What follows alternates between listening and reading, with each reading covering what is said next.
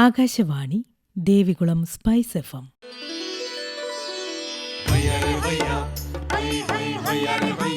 കിസാൻ വാണി.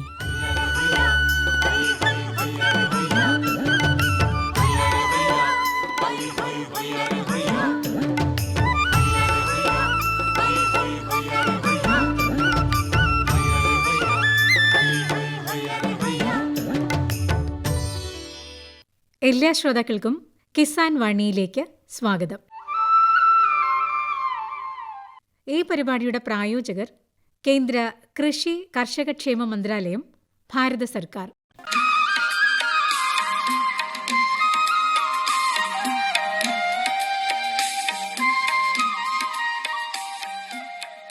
പ്രിയ ശ്രോതാക്കളെ, ഇന്നത്തെ കിസാൻ വാണിയിലേക്ക് സ്വാഗതം.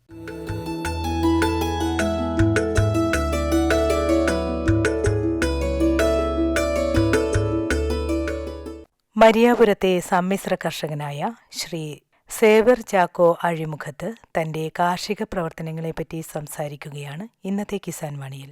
ഇടുക്കി മരിയാപുരം പഞ്ചായത്തിലെ ഒരു മുതിർന്ന കർഷകനായ സേവ്യർ ചാക്കോ അഴിമുഖത്താണ് ഇന്ന് നമ്മോടൊപ്പമുള്ള കർഷകൻ. അദ്ദേഹത്തിന്റെ കാർഷിക പ്രവർത്തനങ്ങൾ എന്തൊക്കെയാണെന്ന് നമുക്ക് ചോദിച്ചറിയാം. നമസ്കാരം ചേട്ടാ. നമസ്കാരം. ചേട്ടന് ഇവിടെ കാർഷിക പ്രവർത്തനങ്ങൾ അല്ലെ കൃഷിയിൽ ഏർപ്പെട്ടു തുടങ്ങിയിട്ട് അല്ലെങ്കിൽ എത്ര വയസ്സ് മുതൽ കൃഷിപ്പണികൾ ആരംഭിച്ചതാണ്? ഞാനിപ്പോൾ ഒരു 18 വയസ്സ് മുതൽ ആരംഭിച്ചാണ്. ഇവിടെ ജനിച്ചു വളർന്നതാണോ അതോ കുടിയേറി വന്നതാണോ? അതാ മാതാപിതാക്കളുടെ കുടിയേറി വന്നതാണ്. പിന്നെ 10 വർഷം കൃഷി തുടങ്ങി, വിദ്യാഭ്യാസം കഴിഞ്ഞ്. അപ്പോൾ അന്ന് ഇവിടെ കുടിയേറി വരുമ്പോൾ പഠനമൊക്കെ കഴിഞ്ഞിട്ടാണോ വന്നത്? ഇവിടെ വന്നു കഴിഞ്ഞ് ഞാൻ തങ്ങളുടെ സ്കൂളിൽ പഠിച്ചിട്ട് കൃഷി കണ്ടുപിടിച്ചു. ഏത് ക്ലാസ് വരെ പഠിച്ചു? 6ാം ക്ലാസ് വരെ. 6ാം ക്ലാസ് വരെ തങ്കമണി സ്കൂളിൽ പഠിച്ചു. അത് കഴിഞ്ഞ് എന്താണ് പഠിക്കാൻ പോകാൻ സാധിക്കായിരുന്നു? സ്കൂളില്ല. അന്ന് 6ാം ക്ലാസ് വരെ ഉള്ളൂ. പിന്നെ കട്ടപ്പനയോ തൊടുപുഴയൊക്കെ ഉള്ളൂ.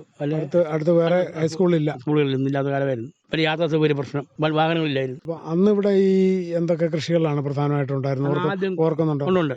എനിക്ക് ഓർമ്മയുള്ള കാലത്ത് കൊടിയും കാപ്പിയുമാണ് ഇവിടുത്തെ കൃഷി. വർഷധാനമാണ് നെല്ല്, ചെറിയ ചെറിയ കണ്ടം കൃഷികൾ, കപ്പ, ചേമ്പ്, ജനങ്ങളൊക്കെ ഉണ്ടായിരുന്നു. അപ്പോൾ അത് കഴിഞ്ഞ് ഈ നെൽകൃഷി എന്തുകൊണ്ടാണ് നിന്നുപോയത്? നെൽകൃഷി പ്രധാനമായിട്ടും പിന്നെ ഇവിടുത്തെ കാലാവസ്ഥ മാറ്റം. കണ്ടത്തിൽ കൃഷി നിലനിൽക്കാൻ വന്നു. വരൾച്ച തുടങ്ങി. അന്ന് ഇഷ്ടംപോലെ വെള്ളം ഉണ്ടായിരുന്നു. കുടിയേറ്റ കാലത്ത് ഒരു വരൾച്ച വന്ന് കണ്ടത്തിൽ വെള്ളം കൃഷി ചെയ്യാൻ മേലാതെ വന്നു. അങ്ങനത്തെ ആൾക്കാർ കൃഷി കപ്പയായി, ചീനിക്കിഴങ്ങ്, മധുരക്കിഴങ്ങ് ഇതായി. അങ്ങനെ കണ്ടം മറ്റു കൃഷിയിലേക്ക് മാറി, വാഴ മാറിപ്പോയി. അപ്പോൾ അന്ന് നെല്ല് കൃഷി ചെയ്തിരുന്ന സ്ഥലത്തല്ല ഇപ്പോൾ എന്ത് കൃഷിയാണുള്ളത്? ഇപ്പോൾ കൃഷി ഇപ്പം പറഞ്ഞാൽ കൊക്കോ, പ്രധാനപ്പെട്ട ഏലമാണ്. എത്ര ഏക്കർ സ്ഥലത്ത് കൃഷി ചെയ്യുന്നുണ്ട്? ഞാൻ 2.5 ഏക്കർ. ഈ 2.5 ഏക്കർ സ്ഥലത്ത് എന്തെല്ലാം കൃഷികളാണ് പ്രധാനമായിട്ട് ചെയ്യുന്നത്? പ്രധാനമായിട്ട് കൃഷി ചെയ്യുന്നത് കുറച്ച് ഏലമുണ്ട്, കുരുമുളകുണ്ട്, കാപ്പിയുണ്ട്, കൊക്കോ ഉണ്ട്, അല്പം റബ്ബറും ഉണ്ട്. അപ്പോൾ കുരുമുളക്, കാപ്പി, റബ്ബർ, കൊക്കോയ്, ജാതി എന്നിവയെല്ലാം കൃഷി ചെയ്യുന്നു. അതിൽ ഏറ്റവും കൂടുതൽ കൃഷി ഏതിനമാണോ ഉള്ളത്? കുരുമുളക്. എനിക്ക് കുരുമുളക് കൂടുതൽ കൃഷിയുള്ളത്. കുരുമുളക് ഏതിനും കുരുമുളകാണ് പ്രധാനമായിട്ട് കൃഷി ചെയ്തിരിക്കുന്നത്. ഇപ്പോൾ കൃഷി ചെയ്യുന്ന പന്നീറുണ്ട്, കരിമുണ്ട, വെള്ളമുണ്ടി, എപ്പോഴും പറയുന്നത് നീലമുണ്ടി. പിന്നെ കൃഷിയാപ്പിൻ്റെ കുരുമുളക് പേര് കൃഷി അറിയില്ല. കൃഷിയാപ്പിൻ്റെ കുരുമുളക് ധാരാളം ഞങ്ങൾക്ക് കൃഷി ചെയ്യാറുണ്ട്. അപ്പോൾ ഈ കുരുമുളക് കൃഷി ചെയ്യുമ്പോൾ എന്താണ് താങ്ങുകലായിട്ട് ഉപയോഗിച്ചിരിക്കുന്നത്? മുരിക്ക്. ആദ്യകാലത്ത് മുരിക്ക് തന്നെയായിരുന്നു. ഇപ്പോൾ പിന്നെ ഈ ചീമക്കൊന്ന ഒരു സാധനമുണ്ട്. പക്ഷേ മുരിക്കുന്ന ഒരു വൃക്ഷമുണ്ട്, കാണാനുള്ള ഇതായി കാണാനൊക്കെയാണ് ഉണ്ട്. അപ്പോൾ മുരിക്കിന് കേട് വന്നു. മുരിക്ക് നശിച്ചുകൊണ്ടിരിക്കുകയാണ്. മുരിക്ക് വംശനാശം നോക്കിക്കൊണ്ടിരിക്കുകയാണ്. അതുകൊണ്ടാണ് ഞങ്ങൾ മറ്റ് സഹായം തേടുന്നത്. ഇപ്പോൾ പ്രധാനമായിട്ടും ഇപ്പോൾ പന്നീർവണ്ണ, കരിമണ്ടയൊക്കെയാണ് കൃഷി ചെയ്യുന്നതെന്ന് പറഞ്ഞു. അതിൽ ഏറ്റവും കൂടുതൽ ആദായകരമായിട്ട് തോന്നുന്നത് ഏത് ഇനമാണ്? നമുക്ക് ഏറ്റവും ഇപ്പോഴത്തെ കാലാവസ്ഥയ്ക്ക് മെച്ചമാണ് കൂടി ആദായം ശരാശരിയാണെങ്കിലും ദീർഘകാലം നിൽക്കുന്ന കൂടി നീലമുണ്ടിയാണ്. ദീർഘായുസുള്ള നീലമുണ്ടിയാണ്. അത് എല്ലാ വർഷവും ഒരു മിനിമം കൂടിയാണ്. കരിമണ്ടയാണ് ഇവിടെ കേട് കൂടുതലാണ്. ഇപ്പോൾ പന്നീറും കണ്ട് 2 വർഷം ഒരിക്കലൊക്കെ ആയിക്കുള്ളൂ. വായിക്കുമ്പോൾ നല്ല കായ കിട്ടും. പന്നീറുകൊണ്ട് പ്രത്യേകതയാണ്. വളരെ കയറ്റ കൂടുതലുണ്ട്, വലിയ കൊടിയുമായിരിക്കും. അതാണ് പ്രത്യേകത. കുരുമുളക് കൃഷി ചെയ്യുമ്പോൾ നമ്മൾ പ്രധാനമായിട്ട് ശ്രദ്ധിക്കേണ്ട കാര്യങ്ങൾ എന്തൊക്കെയാണ്? കൃത്യമായിട്ട് കൊടി വെച്ച് കെട്ടുക എന്നുള്ളതാണ്. മരത്തിൽ താങ്ങോട്ട് കൊടിക്കറി നിൽക്കണം. അതുപോലെ തന്നെ വല്ലാതെ കൊടി കളയാൻ പാടില്ല. ചെറിയ രീതിയിൽ കൊടി വെള്ള കളകളെ കളയുക. പിന്നെ രാസവളം പാടില്ല. എൻ്റെ കൃഷി രീതിക്ക് രാസവളം പാടില്ല. ചവറ് കാണാൻ മാത്രമേ പറ്റുള്ളൂ. അത് മതി. പിന്നെ സൂര്യപ്രകാശം ഷെയ്ഡ് പാടില്ല. അപ്പം കാലാവസ്ഥ അനുകൂലമായാൽ സാധാരണ കായ്ക്കും. പിന്നീട് കുഴപ്പമില്ല. ഇപ്പോൾ 2018 വലിയ പ്രശ്നം എന്ന് വെച്ചാൽ കാലാവസ്ഥ മാറിപ്പോയി, മൊത്തം മാറിപ്പോയി. അതുകൊണ്ട് ഇപ്പം മുളക് തീരെ കുറവാണ്. ഇതാ പിടിക്കുന്നുണ്ട്, കായില്ല തീരെ. അതിപ്പോഴത്തെ അവസ്ഥ. ഈ കുരുമുളകിന് കേടുകൾ എന്തെങ്കിലുമൊക്കെ ബാധിക്കുന്നുണ്ടോ? നല്ല കേടുണ്ട്. ഒരു സൈസ് വാട്ടമാണ്. കൂടുതൽ ചീഞ്ഞു പോവുക. കൊടി പെട്ടെന്ന് ചീഞ്ഞുകൊണ്ട് താഴേക്ക് വീണ് പോവുക. ഇപ്പോഴുള്ള സംഭവം അങ്ങ് പോവുകയാണ്, കൊടി ചീഞ്ഞു പോവുകയാണ്. അതിന് എന്തെങ്കിലും മരുന്നുകളോ മറ്റെന്തെങ്കിലും പ്രതിവിധികളോ ഒക്കെ ചെയ്യാറുണ്ടോ? നമ്മളിപ്പോൾ സാധാരണ തുരിച്ച് കോളോമിത്രമാണ് ഉപയോഗിക്കാൻ പറയുന്നത്, കൃഷി ഓഫീസർ പറയുന്നത്. നമുക്ക് പറ്റൊന്നും അറിയത്തില്ല. അത് അത്ര ഫലപ്രദമല്ല. കുറേയൊക്കെ വിജയിക്കുന്നുണ്ട് അത്, എങ്കിലും അത് ബുദ്ധിമുട്ടാണ് ചെയ്യാനൊക്കെ. അതൊക്കെ തന്നെ പിന്നെ കൊടിക്കൊക്കെ വലിയ മരുന്നൊക്കെ ചെയ്ത് കഴിഞ്ഞാൽ നമുക്കെല്ലാം അറിയാൻ നോക്കുമ്പോൾ അത് ബുദ്ധിമുട്ടാണ്. അല്ലാതെ ആൾക്കാർ അങ്ങ് പോവുള്ളൂ. ആൾക്കാർ അതാണ് രീതി. കൊടി ഇങ്ങനെ കേടായി പോയി കഴിഞ്ഞാൽ അവിടെ നമ്മൾ വീണ്ടും പുതിയ ചെടി നടുകയാണോ ചെയ്യുന്നത്? ഒരു വർഷം കൊടി വിടും, ഒന്നെങ്കിലും അടുത്ത കൊടി കുത്തി വിടും, അല്ലെങ്കിൽ ആ മരത്തിൽ തന്നെ ഒരു വർഷം കഴിഞ്ഞാൽ വിടും. തിപ്പലിയിൽ ഗ്രാഫ്റ്റ് ചെയ്ത കുരുമുളക് നട്ട് കഴിഞ്ഞാൽ കേട് വരികയില്ല എന്ന് ഇങ്ങനെ പലരും പറഞ്ഞു കേട്ടിട്ടുണ്ടോ? അങ്ങനെ ശ്രമിച്ചിട്ടുണ്ടോ? ഞാൻ ശ്രമിച്ചിട്ടില്ല. ഞാനല്ലേ ശ്രമിച്ചിട്ടുള്ളൂ. സാധാരണ രീതിയിലുള്ള കൃഷിയാണ് ചെയ്യുന്നത് അല്ലേ? ഈ കുരുമുളക് നമ്മൾ ഇത് ആദായം എടുക്കുമ്പോൾ അതെങ്ങനെയാണ്? ഏണിയൊക്കെ ഉപയോഗിച്ചാണോ അതോ മുക്കാലി ഉപയോഗിച്ചാണോ? മുക്കാലി എല്ലാം ഉണ്ട്. എന്ന് വെച്ചാൽ സാധാരണ ഞങ്ങൾ ഒരു കാലഘട്ടത്തിൽ ഇല്ലിയായിരുന്നു, മുളയുള്ള ഏണിയായിരുന്നു. ഇപ്പോൾ അത് ഒരു മാറ്റം വന്നിട്ട് ഇപ്പം ഏണി ഉണ്ടാക്കുകയാണ്. ഇരുമ്പ് പൈപ്പിൽ പണി ഉണ്ടാക്കി ഏണി ഉണ്ടാക്കുകയാണ്. പിന്നെ ഇരുമ്പ് കോണി ഉപയോഗിക്കുന്നത്. ഇപ്പം ഇല്ലി ആണ്ട് അസ്തമിച്ച രീതിയായപ്പോൾ ഇല്ലി കൃഷി ഇല്ല, കിട്ടാൻ ഉപയോഗിക്കുന്നില്ല. കൃഷിക്കാർക്ക് അത് വളരെ താല്പര്യം എല്ലാവർക്കും ഉണ്ട്. ഇത് നമ്മൾ തന്നെയാണോ കുരുമുളക് പറിച്ചെടുക്കുകയൊക്കെ ചെയ്യുന്നത് അതോ ജോലിക്ക് ആളെ കൂട്ടും? അതിന് നമുക്ക് ഇവിടെ തന്നെ തൊഴിലാളികളെ ലഭ്യമാണോ? ബുദ്ധിമുട്ട് ഇപ്പോൾ കുറവായി തുടങ്ങി, എങ്കിലും ആ കൂടി എടുക്കുന്നത് തന്നെയൊന്നും സാധിക്കുന്ന കാര്യങ്ങളല്ലല്ലോ. കുറെ കളക്കാരുടെ സഹായം വേണം. നമ്മൾ കുരുമുളക് പറിച്ചെടുത്തിട്ട് ഇത് വെള്ളക്കുരുമുളക് ആക്കാറുണ്ടോ? ഇല്ല, അങ്ങനെ ആക്കാറുണ്ട്. ഞാൻ പച്ചക്ക് തന്നെ ഉണങ്ങിയിട്ട് കമ്പളത്തിൽ നിൽക്കാണ് പതിവ്. ഈ വെള്ളക്കുരുമുളക് ആക്കി കഴിഞ്ഞാൽ അതിന് വില കൂടുതൽ കിട്ടും എന്നുള്ള ഇങ്ങനെ പറഞ്ഞു കേൾക്കുന്നു. വില കിട്ടും ഉറപ്പാ, എനിക്കറിയാം. ഞാൻ സുഹൃത്തുക്കൾ ചെയ്തിട്ടുണ്ട്. പക്ഷേ എങ്കിലും ഞാൻ ചെയ്യുന്നില്ല, ബുദ്ധിമുട്ടാണ്. അതൊക്കെ പഠിപ്പിക്കണം, അത് ചെയ്യിച്ച് തൊലി കളർക്ക് പണിയുണ്ട്. അതുകൊണ്ട് മറ്റ് സമയക്രോട് അങ്ങനെ ശീലിച്ചിട്ടില്ല. അങ്ങുള്ളിൽ വെക്കുന്നു, അതാണ് പരിപാടി രീതി സാധാരണയായിട്ട്. ഇത് കുരുമുളക് നമ്മളിങ്ങനെ ഉണക്ക കുരുമുളകാക്കി കറുത്ത കുരുമുളകാക്കി തന്നെയാണ് കൊടുക്കുന്നത്. അപ്പോൾ നമ്മളിത് എങ്ങനെയൊക്കെയാണ് അത് മുളക് പറിച്ചെടുത്തിട്ട് എങ്ങനെയാണ് അത് ചെയ്യുന്നതെന്ന് പറയാം? മുളക് പറിച്ചെടുത്തിട്ട് സാധാരണ ഒരു കൊടിയിൽ ഒരു കുറച്ച് പഴം ആകുമ്പോൾ പറിക്കുകയാണ്. പറിച്ചിട്ട് അത് ചവിട്ടി കളഞ്ഞാൽ നമ്മളെ പല ഉത്തരം കൂടി ചവിട്ടി കഴിഞ്ഞാൽ തൊലി പോയിട്ട് ഒരു രീതി മാറും. അതായത് കൈകൊണ്ട് പരുത്തം കൊണ്ട് ഉതിർത്തിട്ട് ചവിട്ടിട്ട് മണ്ണ് ഇല്ലാത്ത സ്ഥലത്ത്. കാരണം മണ്ണ് ചേർന്നാൽ അത് ക്വാളിറ്റി മോശമാണെന്നാണ് പറയുന്നത്. കൃഷിയാവശ്യം അതുകൊണ്ട് നമ്മൾ നല്ല പരമ്പ് പണ്ട് പരമ്പാണെങ്കിൽ പരമ്പില്ല, അങ്ങനെ പ്ലാസ്റ്റിക് ഉണ്ട്. പ്ലാസ്റ്റിക് ഉണങ്ങി സൂക്ഷിച്ച് നല്ലപോലെ പേറ്റി പൊടിയൊക്കെ കളഞ്ഞ് എടുക്കുകയാണ് നമ്മൾ ചെയ്യുന്നത്. അത് നല്ല ഉണങ്ങി വെച്ച് കഴിഞ്ഞാൽ കുറച്ചാൽ സൂക്ഷിച്ച് കഴിഞ്ഞു, വെള്ളം സൂക്ഷിക്കുകയും ചെയ്യും. കുറെ കാലം നന്നായിട്ട് ഉണങ്ങി കഴിഞ്ഞാൽ എത്ര വർഷം വരെ ഇത് കേടുകൂടാതിരിക്കും? 4-5 വർഷം പറയുന്നു. 2 വർഷം ഞാൻ നോക്കിയിട്ടുണ്ട്. കുഴപ്പമൊന്നുമില്ലാതിരിക്കും അല്ലേ? വിലക്ക് വിൽക്കാം. എത്ര വർഷം ആകുമ്പോഴത്തേക്കും കുരുമുളക് നട്ട് കഴിഞ്ഞാൽ ആദായം ലഭിച്ചു തുടങ്ങും? 3-ാം വർഷം. അതായത് നല്ലപോലെ പണി 3-ാം വർഷം ആദായം കൊടിക്ക് താങ്ങുപോലെ കൊടി കയറ്റി വിടുകയാണെങ്കിൽ 3-ാം വർഷം ആദായം കിട്ടും. എത്ര വർഷം വരെ പഴക്കമുള്ള കുരുമുളക് ചെടികൾ ചേട്ടൻ്റെ പറമ്പിൽ? 20 വർഷത്തിൽ മുകളിൽ കൊടിയുണ്ട്. കൃഷ്ണ അറിയാതെ കൊടിയുണ്ട്. ഇപ്പം ഉണ്ട്. 2004-5 കാലഘട്ടത്തിലെ കൊടി എൻ്റെ പറമ്പിൽ, 3-ാം കാലഘട്ടത്തിലെ കൊടി എൻ്റെ പറമ്പിൽ ഇപ്പോൾ ഉണ്ട്. അത് ഇപ്പോഴും നന്നായിട്ട് ആദായം നൽകുന്നുണ്ട്? ഇല്ല, ഇപ്പോൾ ആദായം കുറവാണ്, ശക്തി കുറഞ്ഞു. കാരണം നമ്മൾ രാത്രി ഉപയോഗിക്കുന്നില്ല. ഇപ്പം ഞാൻ പറഞ്ഞ പോലെയാണ്. കാരണമാണ് ഈ ചവറ ചാണം മാത്രമേ ഉപയോഗിക്കുന്നുള്ളൂ. അല്ലെങ്കിൽ പിന്നെ വല്ലപ്പോഴെങ്കിലും സിറാമിൽ ഉപയോഗിച്ചിട്ട് മാത്രം. ഇപ്പോൾ സാധനം പതിവില്ല, ഉപയോഗിച്ചു വേറെ ഒന്നും ചെയ്യുന്നില്ല. ഇതിന് ഈ ബോഡമിശ്രിതം എല്ലാം തളിച്ചു കൊടുക്കുക അങ്ങനെയുള്ള ചെയ്യാറില്ല. ഇല്ല, തളിച്ചാൽ പറ്റിയ കൃഷിയായി പറയുന്നത് തളിച്ചു തുടങ്ങിയാൽ തുടർന്ന് ചെയ്തുകൊണ്ടിരിക്കണമെന്നാണ്. തുടർച്ച ചെയ്യണമെന്നാണ്, എല്ലാ വർഷങ്ങളും സമയത്ത് ചെയ്തിരിക്കണമെന്നാണ്. അങ്ങനെ ചെയ്യണം, അല്ലെങ്കിൽ വളഞ്ഞ് ചെയ്യണമെന്നാണ് പറയുന്നത്. അതുപോലെ ചെയ്യാറില്ല. ഇപ്പോഴത്തെ കുരുമുളക് വില അനുസരിച്ചിട്ട് കുരുമുളക് കൃഷി ആദായകരമാണ്. ഈ വിലയിൽ ഉൽപ്പാദനം ഉണ്ടെങ്കിൽ 600 രൂപ കിട്ടിയാൽ ഉൽപ്പാദനം ഉണ്ടെങ്കിൽ കൊടുക്കുന്നില്ല. ഉൽപ്പാദനം തീരെയില്ല ഇപ്പോൾ, അതുകൊണ്ട് നഷ്ടമാണ്. ഇനി കുരുമുളക് അല്ലാതെ പ്രധാനമായിട്ട് കൂടുതൽ കൃഷിയുള്ള ഏതിനുമാണ്? ഇപ്പം നിലവിൽ എനിക്ക് കൊക്കോയാണുണ്ട്. കൊക്കോ എങ്ങനെയാണ്? ഈ ഇടവിളയായിട്ട് തന്നെയല്ലേ കൃഷി? അതെ, പക്ഷേ കൊക്കോ ഇതൊക്കെ മനോഹര കൃഷിയാണ്, ലാഭം വരുന്നു. അത് 18 ശേഷം കായ്ക്കുന്നില്ല. കായ്ക്കാൻ കൊക്കോ ലാഭമുള്ള കൃഷിയാണ്, അത് ഉൽപ്പാദനത്തിലുള്ള കൃഷിയാണ്. ഇത് ഏതിനും എവിടുന്നുള്ള തൈയാണ് കൊക്കോ കൃഷി? കാർബേഴ്സ് കമ്പനി നല്ല കൊക്കോ തൈ എനിക്കുള്ളത്. നല്ല കൊക്കോ തൈയാണ്. കായ്ക്കാൻ എത്ര കൊക്കോ മരങ്ങളുണ്ട്? ഇപ്പോൾ എനിക്കൊരു 200 ഉണ്ട്. 250 മുകളിലുണ്ട്. ഈ കൊക്കോ നമ്മൾ കൃഷി ചെയ്യുമ്പോൾ പ്രധാനമായിട്ടും ശ്രദ്ധിക്കേണ്ട കാര്യങ്ങൾ എന്തൊക്കെയാണ്? ഇത് ഒരു കായാകുന്നതുവരെ നമ്മൾ കൊടുക്കുന്നത് തന്നെ തളവെടുക്കുക, വളവെടുക്കുക. പിന്നെ ഒരല്പം രാസവളം നല്ലതാണ് കൊക്കോയ്ക്ക്, നിർബന്ധമാണ്. പൊട്ടാഷ് എന്ന സാധനം ഒരല്പമായ കുഴപ്പമില്ല, അല്ലെങ്കിലും കഴിക്കും. പിന്നെ ചോറ് വെച്ചിട്ടാൽ മതി. പിന്നെ കൂടുതൽ ശിഖരങ്ങൾ ഒരിക്കൽ സൂര്യപ്രകാശത്തിലേക്ക് പറയണം, കേട് പറയാം. അത് കുഴപ്പമൊന്നുമില്ല, കഴിക്കുള്ളൂ, കുഴപ്പമൊന്നുമില്ല. ഈ കൊക്കോ നമ്മൾ വളർത്തി കൊണ്ടുവന്ന ഒരു 3 വർഷം ആകുമ്പോഴത്തേക്കും കായ്ച്ചു തുടങ്ങുമല്ലോ. ഇത് കായ്ച്ചു തുടങ്ങി കഴിഞ്ഞാൽ ഇത് നമ്മൾ പറിച്ചെടുത്തിട്ട് പച്ചയ്ക്ക് തന്നെ കൊടുക്കുകയാണോ ചെയ്യുന്നത്, അതോ പൊട്ടിച്ചതിന്റെ പരിപ്പെടുത്തിട്ട് അത് ഉണങ്ങിയാണോ കൊടുക്കുന്നത്? ഞങ്ങൾ ആദ്യകാലത്ത് പച്ചക്ക് കൊടുക്കുകയായിരുന്നു എല്ലാവരും. ഇപ്പോൾ അത് കമ്പനി തന്നെ പറഞ്ഞു പുളിപ്പിക്കാൻ പറഞ്ഞു. ബിസിനസ്സുകാർ കൊടുക്കാറുണ്ട്.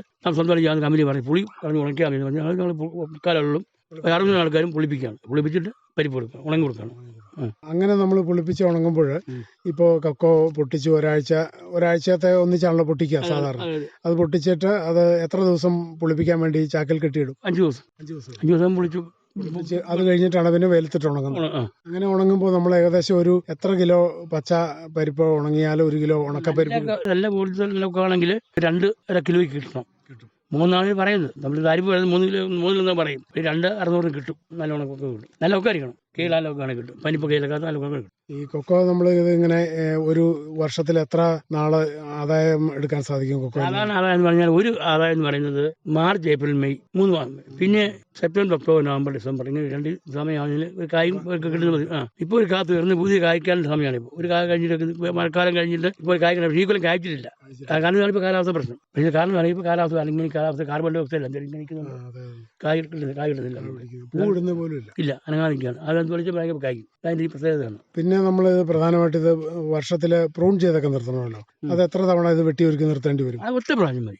അറിയാവുന്ന ഒറ്റ പ്രാവശ്യം ചെയ്താൽ മതി. സാധാരണ ചെയ്യുന്നത് ഏപ്രിൽ, മെയ് മാസങ്ങളാണ് ചെയ്യുന്നത്. വേനലങ്ങ് തീർന്ന് മഴ തുടങ്ങുമ്പോഴാണ് ചെയ്യുന്നത്. എന്നിട്ട് ഗോഡൗൺസ് കളിക്കുന്ന ആൾക്കാരുണ്ട്. ഇപ്പം കായ്ക്ക് പനിപ്പൊക്കെ ആയിരിക്കും. ഇപ്പോൾ സാധനം കുറഞ്ഞത് ഇവിടെ അത് രീതി കുറഞ്ഞ എല്ലാവരും പറിക്കാർക്ക് ചെയ്ത് പൊതുവെ ചെയ്യുന്ന ആളുകളുണ്ട്. ഈ പനിപ്പ് പിടിച്ചു കഴിഞ്ഞാൽ കൊക്കോയിലുള്ള കൊക്കോ മുഴുവൻ തന്നെ ചീഞ്ഞു പോകും അല്ലേ? പിന്നെ ഉള്ളു ചെയ്യും.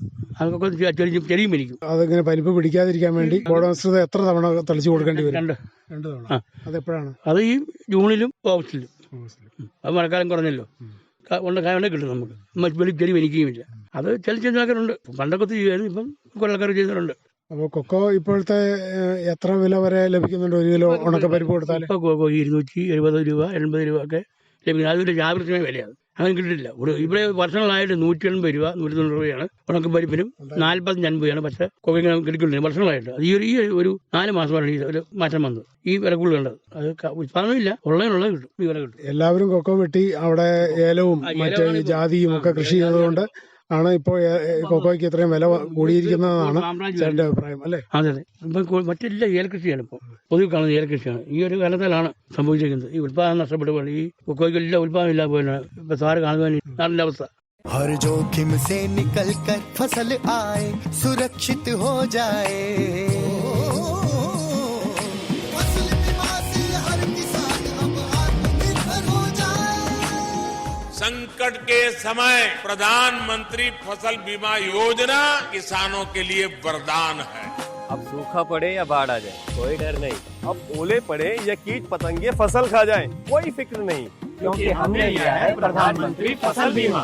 बुआई से फसल कटाई तक हर जोखिम का दावा, न्यूनतम प्रीमियम पर अधिकतम भुगतान का वादा। योजना से हर साल जुड़ रहे हैं 5 करोड़ से ज्यादा किसान। अब आपकी है बारी। नजदीकी कृषि कार्यालय, सहकारी समिति, बैंक शाखा, अधिकृत बीमा कंपनी या जन सेवा केंद्र में स्वेच्छा से करा सकते हैं पंजीकरण। फसल बीमा पोर्टल या फसल बीमा ऐप द्वारा भी कराया जा सकता है पंजीकरण। प्रधानमंत्री फसल बीमा योजना, आपकी फसलों का संपूर्ण सुरक्षा कवच। कृषि एवं किसान कल्याण मंत्रालय, भारत सरकार।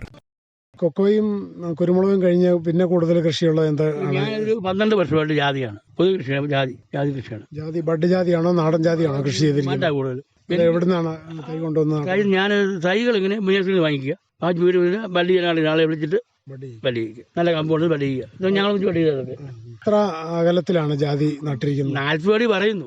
ഞങ്ങൾ 25 അടി കൂടുതൽ നോക്കാറില്ല. നമ്മൾ ശാസ്ത്രീയ കൃഷിക്കാരല്ല. ഞങ്ങൾ 4 കൃഷി കണ്ട് ഒരു 25 അടി അങ്ങനെ വിട്ടേക്കും. ഇപ്പൊ ജാതി കായ്ച്ചു തുടങ്ങി. അതായത് കിട്ടുന്നുണ്ട്. 20 ജനം കായ്ച്ചിട്ടുണ്ട്. അത് ആയത് വരുന്നേ ഉള്ളൂ, തുടങ്ങുന്നേ ഉള്ളൂ. കായ്ച്ചു 2-3 കൊല്ലമൊക്കെ ആയതുള്ളൂ. ജാതി മരം എന്ന് പറയാറായില്ല, തൈ ആയിപ്പോഴും. എത്ര വർഷം ആയപ്പോഴത്തേക്കും നട്ട് കഴിഞ്ഞിട്ട് ജാതി കായ്ച്ചു തുടങ്ങി? 4 വർഷം കഴിക്കും. 4 വർഷം നല്ല തൈ അടി 4 വർഷം വളഞ്ഞാൽ കഴിക്കും. അതിനും ചാണകവും ചോറും. പിന്നെ എല്ലുപൊടി ഇടാം. ജാതിക്ക് വലിയ പ്രശ്നമുണ്ട്. എല്ലുപൊടി ഇടുമ്പോൾ പന്നി ജാതി സഹിതം പറിച്ചോണ്ട് പോകും. ഇത് വലിയ വിട്ടു വിടണമെങ്കിൽ അതാണ് കുഴപ്പം. അപ്പൊ ഈ കാട്ടുപന്നിയുടെ ശല്യത്തിൽ നിന്ന് ഇത് രക്ഷിക്കാൻ വേണ്ടി നമ്മൾ എന്തെങ്കിലും ചെയ്യാറുണ്ടോ? ഞങ്ങൾക്ക് അറിയാവുന്ന വല പോലെ സാധനം വലിച്ചു കെട്ടി വെക്കുക, അല്ലെങ്കിൽ വള്ളി വലിച്ചു കെട്ടുക. ഞങ്ങൾക്ക് ഇത് അറിയത്തുള്ളൂ. ഇവിടെയൊക്കെ എന്തൊക്കെ ശാസ്ത്രങ്ങളെന്ന് പറയുന്നുണ്ട്. ഇവിടെ പല പ്രയോജനം കണ്ടിട്ടില്ല നമ്മൾ സാധനം. അതുകൊണ്ട് ഇതാണ് പ്രശ്നം. നമ്മളിങ്ങനെ ഒരു വള്ളി വലിച്ചു കെട്ടുക. അപ്പോൾ എന്തോ അന്ന് സംശയിച്ച് വന്ന് മറുപടി മാറുന്നു. അത് ഇടാതിരിക്കാൻ വലിയ കുഴപ്പമില്ല. നമ്മൾ എല്ലുപൊടി നമ്മൾ ചാണകപ്പൊടി ഇടാതിരിക്കാൻ അത് വരികയില്ല. അല്ലേ പൊതുവെ മരിക്കും. എന്നാലൊക്കെ കുറേ ചെയ്യും. ഞങ്ങൾ ചെയ്യാൻ പറ്റിയല്ലോ. അല്ലാതെ കായ് കിട്ടാതെ ചെയ്യും. ഈ ജാതിക്ക് മരുന്ന് വല്ലതും തളിച്ചു കൊടുക്കേണ്ടി വരാറുണ്ടോ? ഇത് തളിച്ചിട്ടില്ല. ഞാൻ തളിച്ചിട്ടില്ല. അല്ലാതെ തന്നെയുള്ള കായ പറിച്ചൊക്കെ കഴിയുന്നത്. എനിക്ക് തുടങ്ങിയുള്ള കാര്യം. ഈ ജാതിക്ക നമ്മളുള്ളത് പറിച്ചെടുക്കുമ്പോൾ ഇത് എന്തെല്ലാം കാര്യങ്ങളാണ് ശ്രദ്ധിക്കേണ്ടത്? പൂവ് ഫ്ലവറായിട്ട് തിരഞ്ഞെടുക്കാറുണ്ടോ? എടുക്കാറുണ്ട്. അതെടുക്കാൻ നമുക്ക് വിഷമമുള്ള കാര്യമില്ല. ചെറിയ ബാലൻസ് മതി എടുക്കാം നമുക്ക്. പക്ഷേ ജാതിയുടെ കാ പറിക്കാൻ പറഞ്ഞാൽ ഞാൻ നോക്കി പറിക്കണം. അതായത് മണ്ണിലേക്ക് വീണ് പോകാതെ കഴിയുമെങ്കിൽ അത് ജാതി പൊട്ടിരിക്കുമ്പോൾ തന്നെ അതിന് പറിച്ചെടുക്കാമെങ്കിൽ അപ്പം പൂവ് ഫ്ലവറായിട്ട് നല്ല പൂ നല്ല ഫ്രഷായിരിക്കും. ഫ്ലവറായിട്ട് ഉണങ്ങി വിറ്റ് കഴിഞ്ഞാൽ നമുക്ക് കൂടുതൽ വില ലഭിക്കും. അതിന് 500 രൂപ കിലോ വ്യത്യാസമുണ്ട്. 500 രൂപ കിട്ടും. ഈ എത്ര ജാതി പൂവ് ഉണങ്ങിക്കഴിയുന്ന 1 കിലോ ഫ്ലവർ കിട്ടും, അങ്ങനെ നോക്കിയിട്ടുണ്ടോ? അത് സാധാരണ പറയുന്നത് 500 കായയുടെ 550 കായയുടെ നിന്നാണ് ഒരു പാരമ്പര്യ കൃഷിക്കാരൻ. ഞാൻ അത്രയും പരിചയം കൃഷിക്കാരല്ല. ഒരു 550 കായയുടെ ഉണ്ടെങ്കിൽ അത് 5.5 കിലോ കായയുടെ ഫ്ലവർ നഷ്ടപ്പെടാതെ കിട്ടുകയാണെങ്കിൽ 1 കിലോ ഉണ്ടെന്നാണ് സാധാരണ. കൂടുതലും കുറയും പറയുന്നുണ്ട്, ഇതാണ് പറയുന്നത്. അപ്പോൾ എത്ര കായ ഉണ്ടെങ്കിൽ അത് 1 കിലോ കായ ഉണ്ടാവും? ഞാൻ എൻ്റെ കണക്ക് കൂട്ടിൽ 95 കിലോ 90 കിലോ എൻ്റെ ജാതിക്ക് 90 കാ മതി. ഞാൻ നോക്കില്ല. അത് ഞാൻ അങ്ങനെ തന്നെ അത് നോക്കി അത് വാങ്ങിച്ചു വലിയ ഇതുകൊണ്ടാണ് 90 കായ്ക്ക് കിട്ടും. അവിടെ 90 ജാതിക്ക ഉണ്ടെങ്കിൽ 1 കിലോ ജാതിക്ക കിട്ടും അല്ലേ? ഞാൻ പരിശോധിച്ച് നോക്കിയിട്ടുണ്ട്. പിന്നെ ഈ മണ്ണ് പരിശോധന അങ്ങനെ എന്തെങ്കിലുമൊക്കെ നടത്തിയിട്ടുണ്ടോ? ഇല്ല. ഒരിക്കലും ഒന്നും അതിന്റെ പറയാൻ എനിക്ക് അറിയത്തുമില്ല. അത് പൊട്ടാൽ പോലെ ഗൃഹാഭ്യാസം പറഞ്ഞു, പൊട്ടാൽ ചേർക്കാൻ പറഞ്ഞു 10-15 കൊല്ലം മുമ്പ്. അല്ലാതെ വലിയ കുഴപ്പമില്ലാതെ കാണുന്നെങ്കിൽ ശരി വെള്ളം പോയിട്ടില്ല. ശാസ്ത്രീയമായ കൃഷികളൊന്നും ചെയ്യാറില്ല. ഇനി വേറെ എന്തെല്ലാം കൃഷികളാണുള്ളത്? കാപ്പി. കാപ്പി ഇതിന്റെ ഇടവിളയായിട്ടാണോ? അല്ല, കാപ്പി കുടിക്കും ഒരു ഭാഗത്ത് നിൽക്കുകയാണ്. അത് എന്തിനും കാപ്പിയാണ് കൃഷി ചെയ്തത്? റോബസ്റ്റ എന്നൊക്കെ പറയുന്നത് നാടൻ കാപ്പി ഞങ്ങൾ പറയുന്നത്. കാപ്പി കുഴപ്പമില്ല. അതിന് പ്രത്യേകിച്ച് വളവും കീടനാശിനിയൊന്നും വേണ്ട. ഈ വളം മതി. ഈ നമ്മൾ മറ്റു സാധനങ്ങൾ വളർന്നു കഴിഞ്ഞാൽ കാപ്പി പ്രത്യേക വളം വേണ്ട. അതൊന്നും ഒരുക്കി വേണം, കവാത്തി വേണം. അതിന്റെ ക്ലിപ്പുകൾ കളഞ്ഞെടുത്താൽ മതി. അത് കാലാവസ്ഥ മഴ പെയ്യുന്ന അനുസരിച്ച് കഴിക്കും. ഈ കാപ്പി കുരു പറിച്ചെടുക്കുന്നതൊക്കെ നമ്മൾ തന്നെയാണോ? അല്ല, ആളെ കൂട്ടണം. തന്നെ പറയാൻ ബുദ്ധിമുട്ടാണ്. ഒരാളൊന്നും പറിച്ചെടുക്കാൻ പറ്റിയില്ല, അത് കൂട്ടിയേ പറ്റുള്ളൂ. പൊതുവേ ഈ കാർഷിക രംഗത്ത് നിൽക്കുമ്പോൾ ആദായകരമാണോ, എങ്ങനെയാണ് മുന്നോട്ട് കഴിഞ്ഞാൽ എന്നെ സംബന്ധിച്ച് പറയുകയാണെങ്കിൽ എൻ്റെ ഒരു അഭിപ്രായം ഇതേപ്പറ്റി പറയുന്നത്, കൃഷിയെ പറ്റി പറയുകയാണെങ്കിൽ കൃഷി അറിയാവുന്ന തന്നെ കൃഷി ചെയ്യാമെങ്കിൽ പിന്നെ ഉൽപ്പാദനം ഉണ്ടെങ്കിൽ ഇന്നത്തെ കടയുടെ വില അനുസരിച്ച് നമുക്ക് കുഴപ്പമില്ല. പിന്നെ ഒരു കാരണവശാലും ആളുകളെ കൂടി പിടിച്ചാൽ പരാജയമായിരിക്കും. തർക്കമില്ലാത്ത കാര്യമാണ്. ആളുകളെ കൂടി വിളിച്ച കൃഷി പരാജയം. അത് ഞാൻ കൃഷി ചെയ്യില്ല. എല്ലാം കൃഷി അത് കൃഷിക്കാരെല്ലാവരും കൃഷി ചെയ്യുമ്പോൾ എല്ലാവരും മാറി മാറി കൃഷി ചെയ്യാനും നേരാണെങ്കിൽ വില അനുസരിച്ച് മാറി മാറി കൃഷിക്കാരെ സഹായിച്ചുകൊണ്ടിരിക്കും. ഉറപ്പാണ്. ഒരു വിള അല്ലെങ്കിൽ മറ്റൊരു വിളയിൽ നിന്ന് നമുക്ക് ആദായം കിട്ടും. വില ഉണ്ടായിരിക്കും. ഒന്ന് മാറി മാറി എന്തെങ്കിലും വില ഒന്നുണ്ടായിരിക്കും. ഏതെങ്കിലും വില നിലനിൽക്കും. അപ്പം കൃഷിക്കാരന് സഹായമായിരിക്കും. ഇനി കൃഷിഭവൻ, അതുപോലെ സ്പൈസസ് ബോർഡ്, കൃഷി വിജ്ഞാന കേന്ദ്ര തുടങ്ങിയ ഇടത്തു നിന്നുള്ള ഉപദേശങ്ങളോ സഹായങ്ങളോ ഒക്കെ ലഭിക്കുന്നുണ്ടോ? ഞങ്ങൾ ലഭിക്കാറുണ്ട്. കൃഷി ആൾക്ക് ക്ലാസ് എടുക്കാറുണ്ട്, കേൾക്കാറുണ്ട്, കുറച്ച് സഹായം ചെയ്യാറുണ്ട്.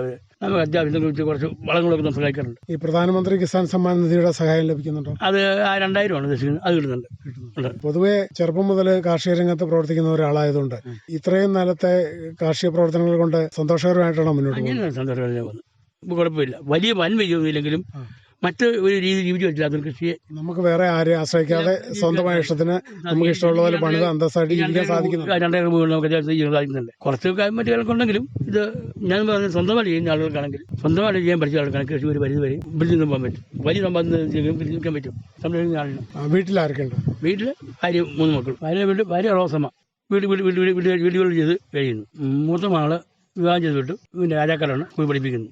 ഇളയ മകൻ ഓസ്ട്രേലിയയിൽ അവിടുത്തെ വാട്ടർ അതോറിറ്റി എഞ്ചിനീയർ ജോലി ചെയ്യുന്നു. ഇളയ മോള് പുള്ളിക്കാരി ലണ്ടനിൽ നേഴ്സായിട്ട് ജോലി ചെയ്യുന്നു. വിവാഹത്തെയാണ്. എല്ലാവരും 10 വർഷം മുമ്പ് കഴിച്ച് മാറിപ്പോയവരാണ്. നിങ്ങൾ രണ്ടുപേരും മാത്രമേ വീട്ടിലുള്ളൂ. ഈ രാവിലെ എപ്പം മുതൽ ഈ കാർഷിക പ്രവർത്തനങ്ങൾ ആരംഭിക്കും? ജനമൊരു 9 മണിക്ക് തുടങ്ങും. കൃഷി പറമ്പുകളെല്ലാം നോക്കി നടന്ന് പോരാളികളൊക്കെ വിലകൾ പരിഹരിക്കുന്നു. ബാക്കിയുള്ള കാര്യങ്ങൾ അത്യാവശ്യം ജോലിക്കാരെ കൂട്ടുന്നു ചെയ്യുന്നു. അത് വൈകുന്നേരം എപ്പോൾ വരെ തുടരും? 4-5 മണി വരെ. 5 മണിയാണ് നിർത്തുന്ന സമയം. പൊതുവെ കാലിവെള്ളത്തിൽ വല്ലതും ഉണ്ടോ? ഇല്ല, ഉണ്ടായിരുന്നു. നിർത്തി. ചാണകമൊക്കെ പുറത്തുനിന്ന് വാങ്ങിക്കും. അത്യാവശ്യം വാങ്ങിക്കും. അത് മാർക്കുള്ളൂ. ഇപ്പം പ്രായമൊക്കെ എൻ്റെ ബുദ്ധിമുട്ടുണ്ട്. വാങ്ങിക്കുക. എന്തായാലും സന്തോഷകരമായിട്ട് മുന്നോട്ട് പോകുന്നു. വേന കൃഷി സംബന്ധിച്ച് അങ്ങനെ എൻ്റെ അഭിപ്രായം അങ്ങനെയാണ്. എന്തായാലും ഒത്തിരി സന്തോഷം. പ്രിയ ശ്രോതാക്കളെ, മരിയാപുരത്തെ മുതിർന്ന ഇടത്തരം സമ്മിശ്ര കർഷകനായ സേവ്യർ ചാക്കോ അഴിമുഖത്താണ് ഇത്രയും നേരം തന്റെ കാർഷിക അനുഭവങ്ങൾ നമ്മോട് പങ്കുവച്ചത്. ഇത്തരം കാര്യങ്ങൾ ശ്രോതാക്കൾക്ക് വേണ്ടി പങ്കുവച്ചതിന് നന്ദി. മരിയാപുരത്തെ സമ്മിശ്ര കർഷകനായ ശ്രീ സേവ്യർ ചാക്കോ അഴിമുഖത്തുമായി ഇതുവരെ സംസാരിച്ചത് ജോഷി തോമസ്. പ്രധാനമന്ത്രി കിസാൻ സമ്മാൻ നിധി ഈ പദ്ധതിയിൻ കീഴിൽ 2 ഹെക്ടർ വരെ കൈവശ ഭൂമിയുള്ള കർഷക കുടുംബത്തിന് 6000 രൂപ പ്രതിവർഷം നൽകുന്നതായിരിക്കും. അർഹരായ കർഷകർക്ക് 2000 രൂപ വീതം 3 തവണകളായി നേരിട്ട് അവരുടെ അക്കൗണ്ടിൽ നിക്ഷേപിക്കുന്നതായിരിക്കും. ഈ ചെറുകിട നാമമാത്ര കർഷക കുടുംബങ്ങളെ സംസ്ഥാന സർക്കാർ തെരഞ്ഞെടുത്തുകൊണ്ടിരിക്കുകയാണ്. ഈ പദ്ധതിയുടെ മുഴുവൻ ചെലവും ഭാരത സർക്കാരാണ് വഹിക്കുന്നത്. പ്രധാനമന്ത്രി കിസാൻ സമ്മാൻ നിധി കർഷകരുടെ കൃഷിപരമായ പുതിയ അഭിമാനം. കൃഷി കർഷക ക്ഷേമ മന്ത്രാലയം, ഭാരത സർക്കാരിൽ നിന്ന് ജനതാൽപര്യാർത്ഥം.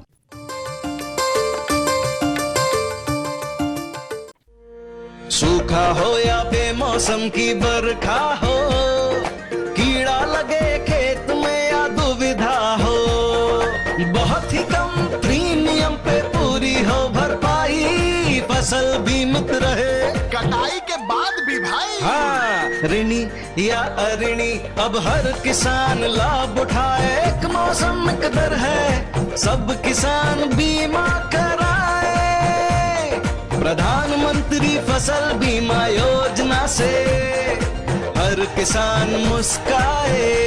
कृषि और किसान कल्याण मंत्रालय द्वारा किसान हित में जारी।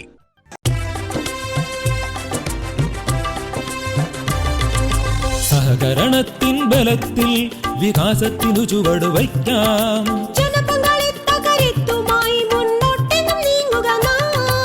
ജനകോടിയിൽ ഈ വിപ്ലവം ഉണർത്തിയല്ലോ വിശ്വാസം. നാം ഒത്തുചേർന്ന വികാസത്തിനെ പതാക പറത്തിടാം. സഹകരണം നമ്മുടെ വികാസത്തിൻ പ്രതീകം.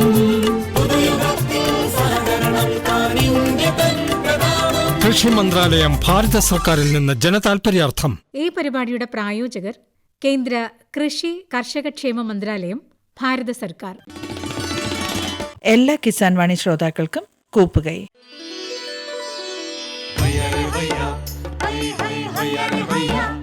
കിസാൻ വാണി സമാപിക്കുന്നു.